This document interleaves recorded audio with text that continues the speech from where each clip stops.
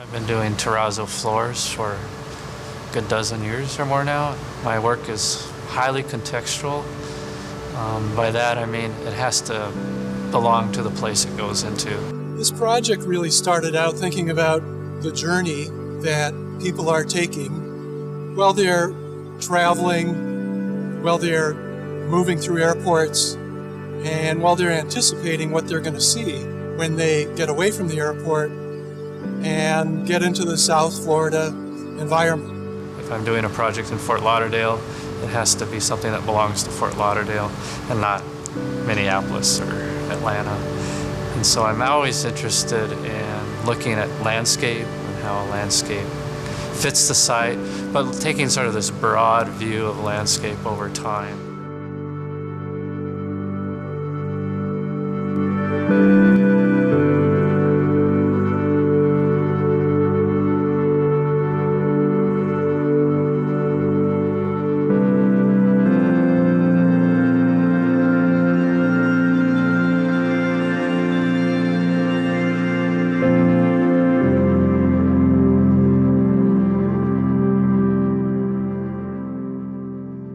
So it's about recognizing your place in the landscape, maybe this larger sense of your movement through a lifetime, and maybe humanity's movement across the planet and landscape. So it's kind of a big picture that, you know, taking the whole and making it very personal for people as they move through the airport.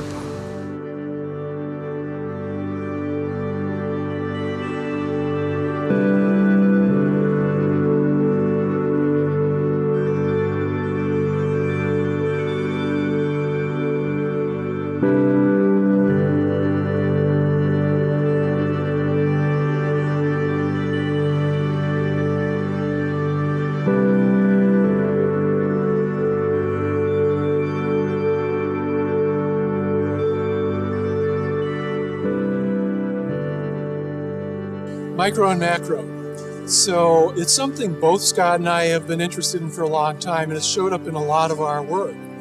And this one seemed a perfect opportunity to look at that further. So we looked at a lot of tiny elements and tiny animals, protoplankton, diatoms, crustaceans, things that have these amazing forms, and how they relate to these huge forms in nature, whether it's the forms of islands in the Everglades, or whether it's the forms of stars in the sky. These patterns in nature seem to repeat themselves on every scale. And it's kind of a fascinating thing to make these relationships and recognize that there is some sort of universal geometry.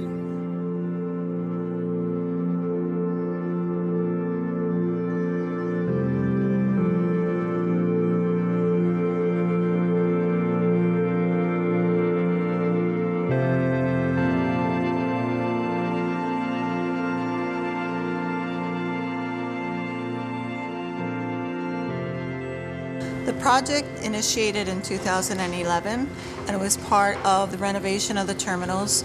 They were replacing the carpet with terrazzo, and the idea was to create a design that was welcoming for visitors of the airport, organize the circulation of pedestrian traffic, and creative focal points. I think about three experiences, at least with these floors. One is the individual experience, that it's you're looking down and you have this connection. Secondly, I'm thinking about small groups of people and how they're going to interrelate with each other in a small space, and there's conversations and there's hugs, there's hellos, there's goodbyes, a lot of emotion in an airport. And then the much larger sort of, maybe not even a practical view, but this bird's eye, sort of the overall context of how everything fits together. And so it's sort of the macro to the micro, and those are all design considerations for what I'm doing.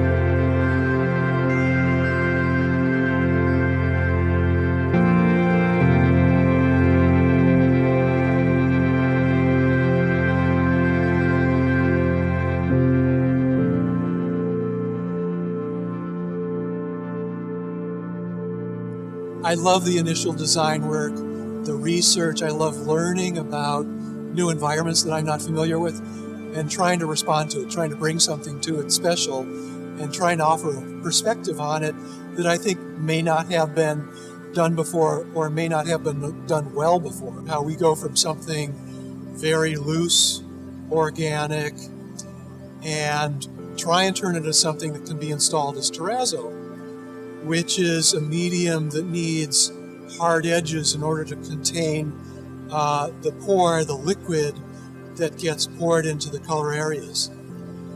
And so we go from a really fluid process in Adobe Photoshop to a process which is more mechanical, stiffer, and in doing so we try and retain some of that fluidity, some of that freshness, some of the organic qualities that were in the original Photoshop drawings, but still be able to have the way of installing it in actual terrazzo. It takes fine-tuning with colors and shapes and knowing what to do with the terrazzo strip. It often leads to relationships which, because of the size, because of the scale, you didn't realize were going to happen, but when you see it happen, it's cool, something neat happened here. I like that, I want to keep it. It's part of the joy of the process, seeing the thing in real life, something that people can really use. And it's part of the magic in seeing the remnants of that fluidity and that organic inspiration that really inspired how we designed the floor. There's a lot of layering of depth, but that's what I want to have happen even though it's a flat floor. There's a lot of glass, there's a lot of mirror, there's a lot of mother of pearl, there's a lot of translucent kinds of materials that will catch the light, reflect the light differently, and you see depth, you see shadows, you see the light go into the floor, so that you have this experience of sort of being on top of a surface, but like in Las Olas right now, people are telling me that they're floating, they're like flying, they're going over the 10,000 islands. Scott and I had an experience of the coastline of the Atlantic Ocean. We took a couple of tours into the Everglades, very different ecosystems, different types of Everglades, and just kind of fell in love with it. So when I came to this floor, I was really interested in thinking about the movement of people as a sort of a meditation on this larger human journey over time. And we're all trying to get somewhere, and also in our life. It's such a miracle to be able to go up into the sky and to think about how the sky connects us to the earth again. And so it's about realizing one's place in the universe and sort of, you know, the wow of looking at a starry sky, you know, that just blows you away at night. So we tried to connect that back in time to some of the earliest explorers. There's images of Spanish galleons and old maps as well from the 16th, 17th centuries. So what we want to find out by putting these layers of images together is we want to recognize relationships between flora and fauna that are indigenous to South Florida, relationships between landforms and some of those animals, relationships between big macro scale elements and micro scale things that we've discovered here, seen here on the beach or in the Everglades, and look at those kind of relationships and look for the magic that happens when those things are combined, how they are really of the same design, how they have a relationship that's in nature, kind of a relationship that you find in fractals where the smallest thing has the same pattern that you find in the largest thing, like in galaxies, in the sky.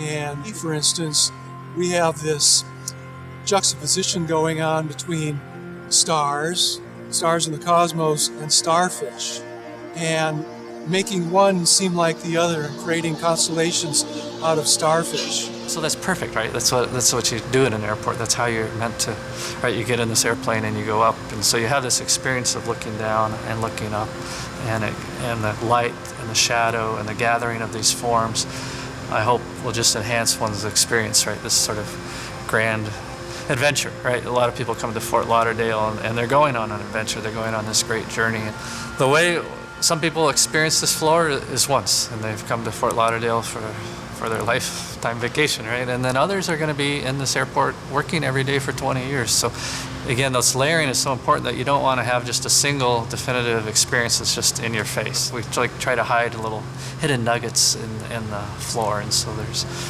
sea monsters and there's these flying machines and perhaps some treasure yet to come. But if the light's just right and it's a very thin strip, you might say, and there might be a shape there that you hadn't seen before. So that's the joy of discovering something that, right, it just doesn't reveal itself in the first 5 minutes. So that's very intentional.